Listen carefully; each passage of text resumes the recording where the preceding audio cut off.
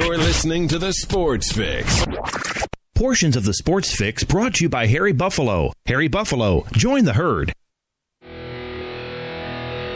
Sports Fix listeners, don't wait all day or all week to get in on the fun. The party doesn't stop when we go off the air all week long. The Sports Fix social media sites are your one-stop shop for all things Cleveland sports. Jump over to Facebook.com/TheSportsFix, Facebook.com/TheSportsFix, and become a fan today because we love fans and they create some of the best sports talk in town, Daddy. You'll enjoy talking to your fellow Cleveland sports fans on the Sports Fix fan page. And if Twitter's your thing, well, you know how we do it. Tweet with us at TheSportsFixCLE. It's that simple. Twitter.com/TheSportsFixCLE, baby. Chat live with the crew during all your favorite Cleveland sports events, tickets and contests and trivia and so much more. Get with us today, The Sports Fix on social media, Facebook.com/TheSportsFix. Tweet with us at TheSportsFixCLE. Join the Sports Fix on Facebook and Twitter today. Hi, I'm Hector Marinero. You're listening to the Sports Fix. Live in Ohio, it's time to get your fix. The Sports Fix.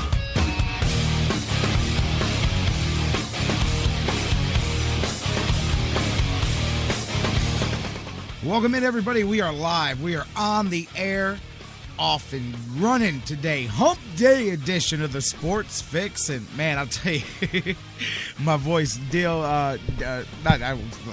with it, like all hardcore, like deal with it. But, you guys are going to have to put up with a little bit of the frog in the throat today, man. I had a game last night, great game last night, Willoughby South. I got to tell you, I said this about football, high school football this year. Of course, for those of you guys that listen all the time, and welcome into the Sports Fix. J-Rock with you guys, listening live here.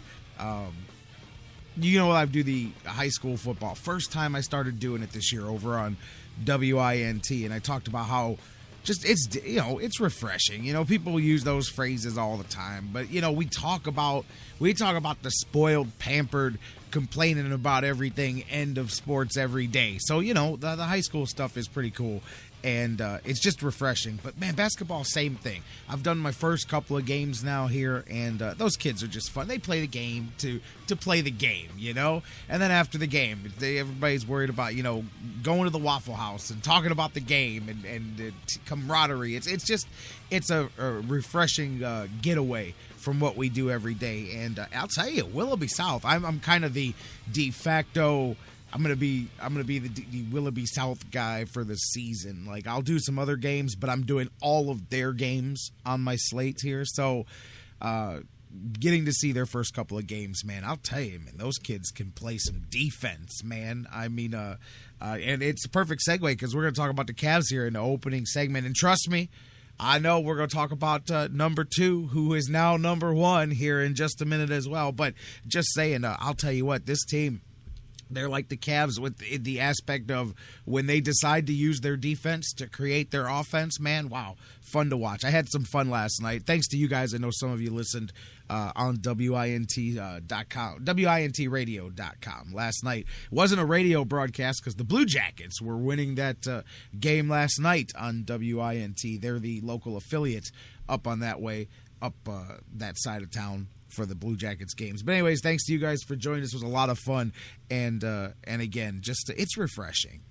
But it does make for a long day after we do our Sports Fix thing here, all the stuff that leads into it, all the stuff that comes after it, and then we go do the thing. Nobody's complaining, brother. Trust me, I am not digging ditches. There's no shovel in my hand. I'm saying this with a smile on my face. A lot of fun yesterday, and having some fun. Basketball. Cavs had some fun yesterday, too, in the fourth quarter when they figured out how to use their defense. We're going to get into that here in just a minute. We're going to get into the Browns. Of course, Johnny Football Manziel is the starting quarterback, officially named yesterday for the Browns. We're going to get into that from all angles here.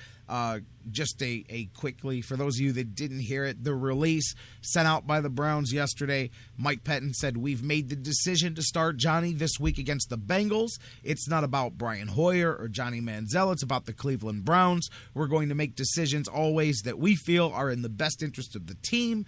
Brian's done everything he can do that's been asked of him, and he's done so as a true professional. It's not just one position when a unit is not functioning at the level you'd like. However, we're trying to get the offense to perform at a higher level. Johnny's worked very hard to earn this opportunity, and it will be very important for every member of the offense to elevate their play for us to obtain our desired result. Very important last line there as well, because that is going to be very key, because that was part of the problems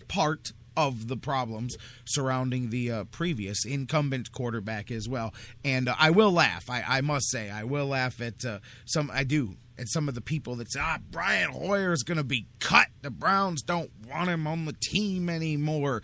Brian Hoyer is a crucial safety net for the Browns over the next couple of weeks. I got to tell you, the narrative, I tell you guys about all the different people that we hear from interacting on the show has kind of shifted from Hoyer versus Manzel to Manzel fans versus the ones that think he won't last. I've had every estimate from 2 games to 2 quarters to less than 10 plays. I'm dead serious about this, of people saying, hey, Brian Hoyer knows better than to get too far away from this thing because he's going to be needed again. I don't know about that. Definitely not for effectiveness purposes. They won't, just like they didn't do that all season long to Brian Hoyer. You can't do that to Johnny Football. But the injury aspect is what a lot of people have stressed to me they think will be a part of it. And I mean, that's part of the risk. That's part of the risk reward. We're going to get into all of that. We've got a ton of Browns and Manzel talk here today as well. But absolutely, I did think it was ridiculous that people thought that the Browns were going to go with a rookie quarterback, with a rookie untested, even less tested backup, and then go grab, Rex Grossman off the scrap heap again at the end of the season or something. You're kidding me, right? They are still trying to sell the fact that they're trying to be competitive here, which is the argument for making a change at quarterback, regardless if you're anti who the quarterback is. That's the decision, that's the backup that the Browns have. That, again, going back to what we said yesterday, separate from the argument that there does come a point where you shake things up. It doesn't matter. A lot of teams do things like that. And then there's people that'll say, hey, man, this is why the Browns have got where they've gotten.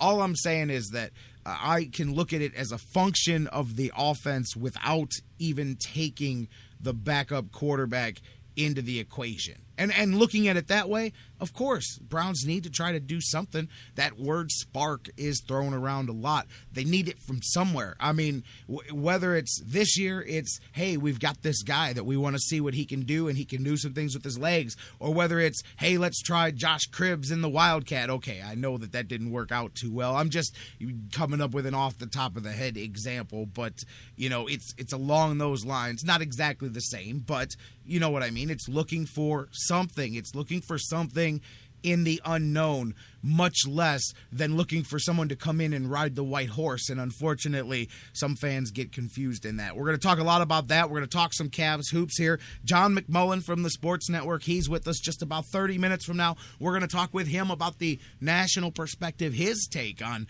a week removed last week. He was quite skeptical of the Browns' thoughts of switching last week to Manzel heading into the Colts game. Very curious where John McMullen is now this week after the Colts game on the decision, whether he looks at it differently a week removed or if he's still in the same boat that the Browns should have went down with the ship, as they say, with the guy that brung him there. We're going to talk to John McMullen from TSN about all of that. Look around key games this weekend as playoff races are going on. We'll talk about Marvin Lewis and the little people of America, Cam Newton, and so much more. John McMullen coming up later on in the first hour. Dan Wismar from the Cleveland Fan. He said yesterday that it may get ugly, but it also should be pretty fun to watch. Of course, talking about the debut of Manzel at quarterback this weekend. Can't wait to talk to Dan Wismar Wismar a little bit later on in the show. We'll talk to him about number 2, who is now number 1. We'll talk about the Browns and the Bengals coming up. Buckeyes as well. No J.T. Barrett on the Heisman list. I didn't talk about it yesterday, specifically saving it for Dan here today, but a lot of people in Columbus upset about that. That's okay. You guys just harness that energy towards Alabama. The other people have things to worry about. We'll worry about that national championship. But anyways, we'll talk Buckeyes, talk a little Buckeyes hoops, and so much more with Dan Wismar a little bit later on. John Lester getting paid, going to Chicago. A lot of things to get into. Let's do it, baby. Welcome into the Sports Fix. I am your host, the Big Daddy. On the microphone, Jerry Myers, J-Rock, welcoming each and every one of you in across the Sports Fix radio network, however you're enjoying the show. Maybe you're listening to us live on TuneIn's radio app worldwide. Perhaps you're enjoying us on Spreaker and Mixler. And speaking of Mixler, don't forget to join us over there, mixlr.com, in the chat room. It's a great ancillary way to be a part of the show. It's a good little chat room over there. A lot of good fellows, some good conversation over on Mixler, and welcome in everybody streaming us live on our on our website, thesportsfix.net, your one-stop shop for everything you need Cleveland sports and the Sports Fix. Remember, bookmark it if you haven't. Even if you don't use it to stream the show day to day, it's always a good backup, and you can always find the show streaming live. You don't even have to push a button. It's just magic. It comes from the heavens down into your ears or other places. Maybe you don't like the show, but if you do, it's coming from the heavens right there on the sportsfix.net. Welcome in all of you as well listening on digital delay 24/7 on iHeartRadio, the world's largest internet radio provider, on iTunes and Stitcher Radio and SoundCloud, CarPlay, all the places that you guys enjoy it. Thank you so much again, each and every day. Without you, I'm just a guy in a studio talking to myself. And let me tell you, I've done that before. It's nowhere near as fun as it is when we all get together and do the Sports Fix thing. So thank you guys for being with us, and be with us. Be a part of the show. Don't just be here. Join us. Use the phones. 216-539-7535. 216-539-7535. We are live and the phones are open, so give us a call. Next segment, I'm going to crack the lines here. We've got a little bit of time before we start getting our guests on the show, so I'm able to take some calls today. 216-539-7535. And remember, when you do call, if you're listening on digital delay, because I know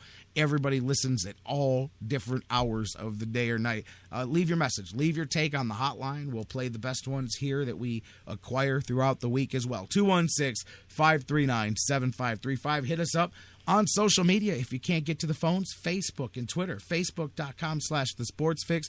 Tweet with us at thesportsfixcle. Email us, thesportsfix@AOL.com. Facebook.com/thesportsfix.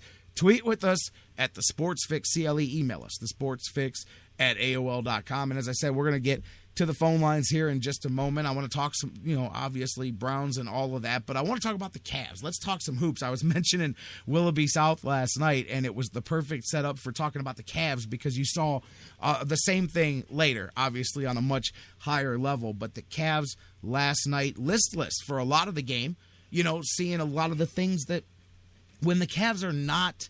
It's so funny because it's a tale of two teams when you watch them. I mean, when they're right, sounds like an old, like grandpa's euphemism. And when I'm right and I know when I'm not right. But I mean, you can tell, they know, you can see a difference in them when things are rolling. And speaking of, by the way, talk about the opposite of when things are right. How about the Knicks? That, to me, I was going to tie that right into this anyway, because what's going on in New York, and I don't know if you guys have heard a lot of the stuff. I mean, you see, obviously, they're just having an absolutely terrible start. 4-19 to start the season. And remember, they beat the Cavs on opening night when the sky was falling and the world was collapsing around David Blatt and LeBron James and these Cleveland Cavaliers, this Frankenstein experiment gone wrong. That's what the New York Knicks are, not the Cavs. The Cavs are a team working their way through and learning each other as a team. The Knicks are just absolutely ridiculous.